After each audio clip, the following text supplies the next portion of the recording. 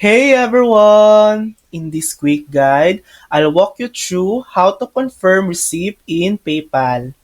First, log in to your PayPal account. Once you're in, go to the Activity or Transactions tab.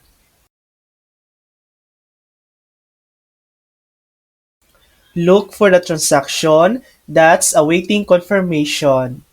Click on it to open the full payment summary. Scroll down. If the transaction qualifies, you'll see a Confirm Receipt button near the options like Print Details or Report a Problem. Note, if you don't see the button, it could be because you were the one who sent the money, or the transaction type doesn't require information. Example, personal payments or donation. If the button is there, just click Confirm Receipt.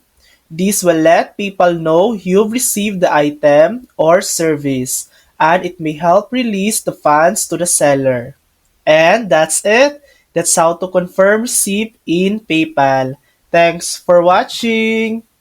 If this video helped you, please like and subscribe for more helpful tutorials.